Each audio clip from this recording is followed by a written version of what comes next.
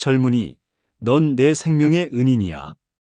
할머니의 떨리는 목소리가 아직도 귓가에 맴돕니다.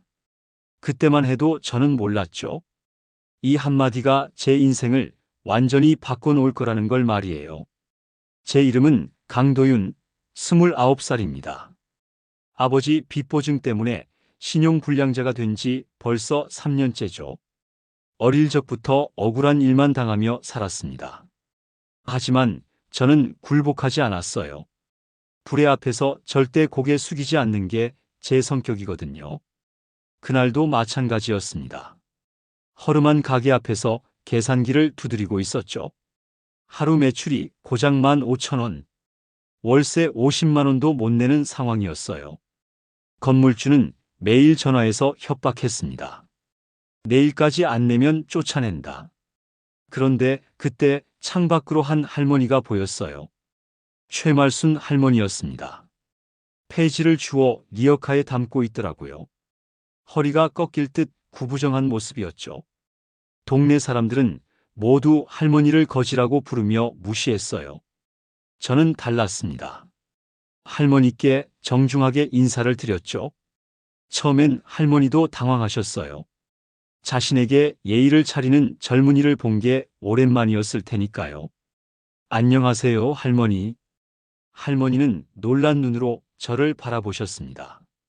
그 순간 뭔가 특별한 인연이 시작되는 걸 느꼈어요. 물론 그때는 이게 얼마나 운명적인 만남인지 전혀 몰랐지만 말입니다. 며칠 뒤였습니다. 할머니가 골목에서 울고 계셨어요.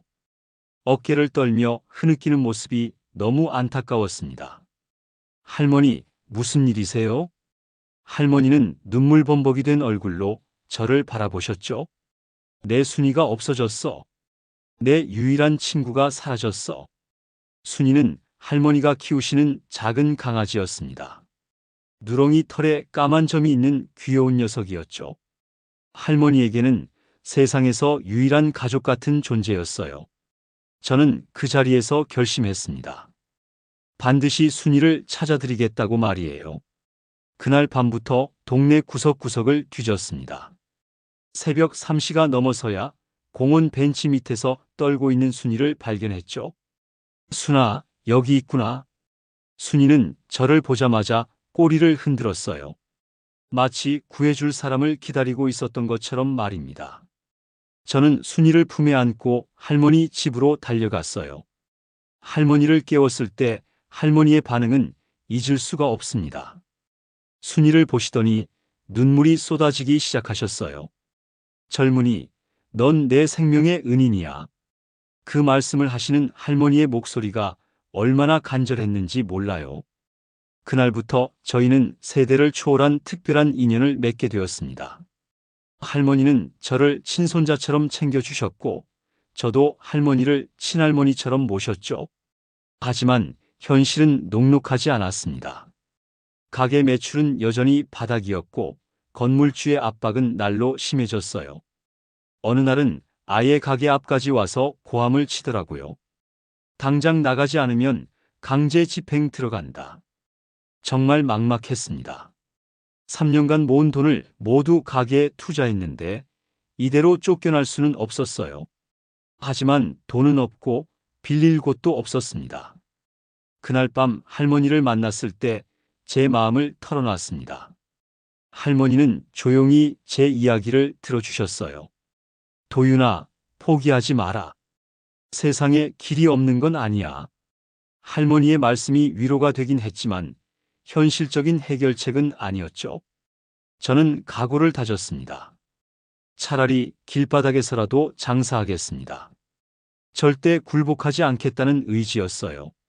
설령 건물에서 쫓겨나더라도 포기하지 않을 거라고 다짐했습니다. 할머니는 그런 저를 말없이 지켜보셨어요. 그 눈빛에는 뭔가 특별한 감정이 있었는데 당시에는 그게 뭔지 알 수 없었습니다.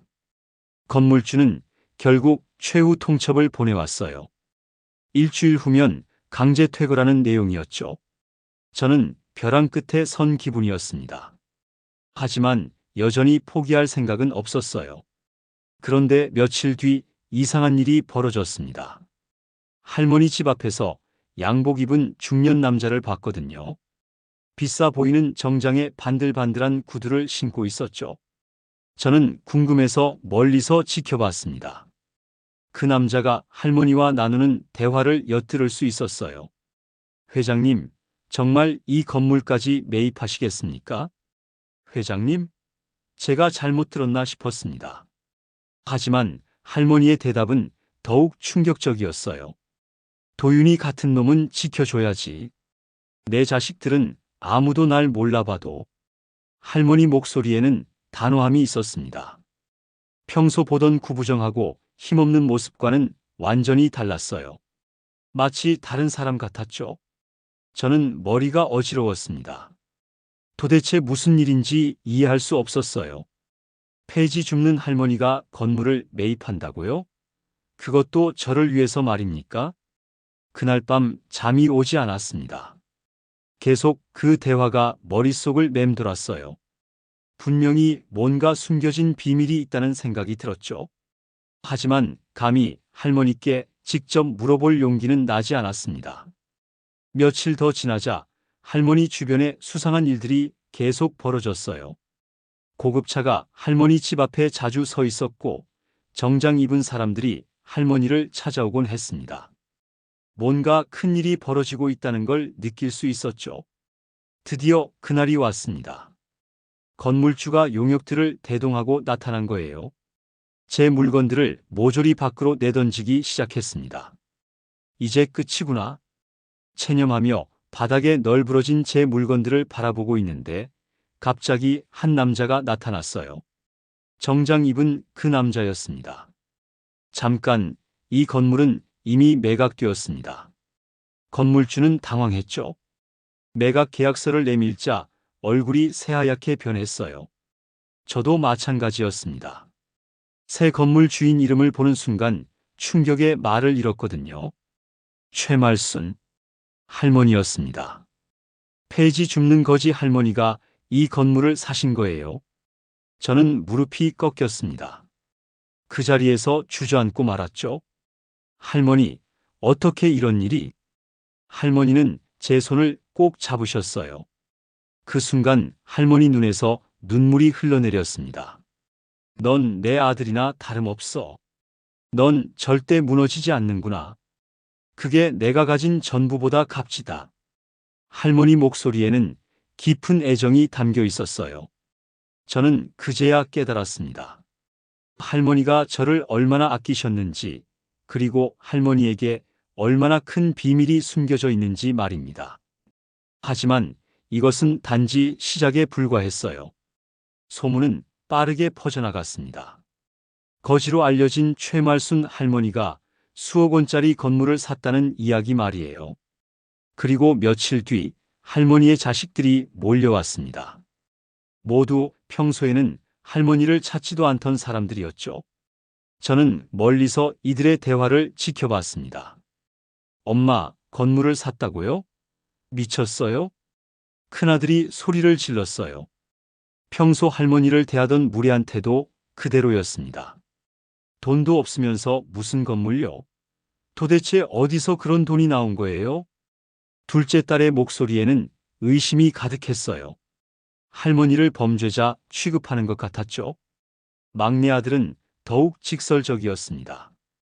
엄마, 설마 사기라도 친 건 아니죠? 이 나이에 무슨 일을 벌인 거예요? 저는 주먹이 불끈 쥐어졌어요. 어떻게 자식이 어머니에게 저런 말을 할 수 있는지 이해할 수 없었습니다. 하지만 할머니는 의외로 침착하셨어요. 그래, 너희 눈엔 난 거지였지. 할머니는 담담하게 웃으셨습니다. 서운함보다는 오히려 담대함이 느껴지는 미소였어요. 그 순간 저는 할머니의 진면목을 본 것 같았습니다. 이분은 단순한 할머니가 아니었어요. 자식들은 계속 따져 물었지만 할머니는 더 이상 대답하지 않으셨습니다. 그저 의미심장한 미소만 지으실 뿐이었죠. 뭔가 큰일이 벌어질 거라는 예감이 들었어요. 일주일 뒤 충격적인 소식이 들려왔습니다. 할머니가 기자회견을 연다는 거였어요. 동네는 온통 난리가 났습니다. 폐지 줍는 할머니가 기자회견이라니 모든 사람이 궁금해했죠. 기자회견장은 사람들로 가득 찼습니다. 할머니는 평소와 다르게 단정한 옷을 입고 나타나셨어요.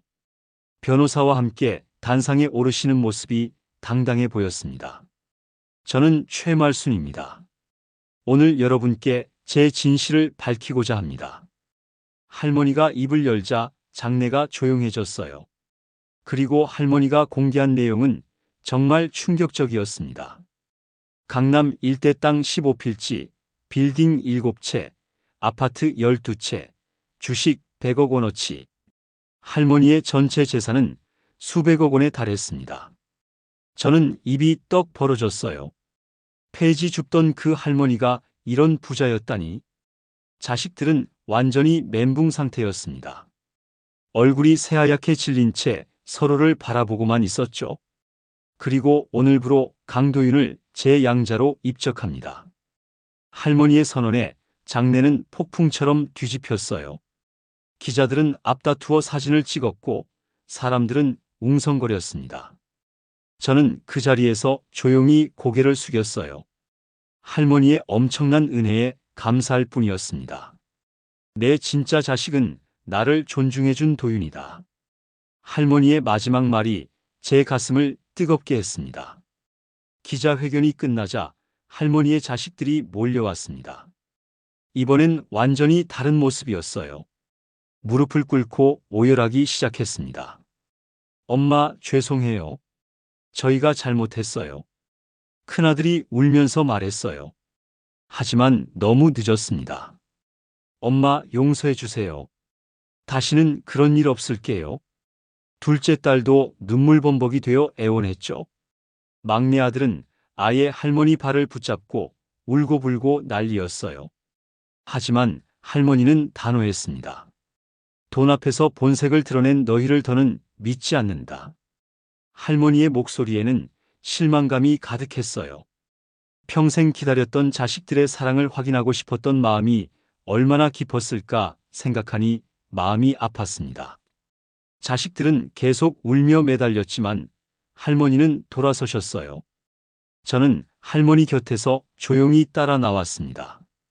며칠 뒤 저는 새 건물에 간판을 올렸습니다. 할머니는 순이를 품에 안고 웃고 계셨어요. 그 미소는 정말 평화로워 보였습니다. 도윤아, 기억해라. 운명은 주어지는 게 아니라 지켜내는 거야. 할머니의 마지막 말씀이 제 마음에 깊이 새겨졌습니다. 저는 이제 알았어요. 진정한 가족이란 피로 맺어지는 게 아니라 진심으로 이어지는 거라는 걸 말입니다. 할머니와 저, 그리고 순이. 이것이 바로 진짜 가족이었어요.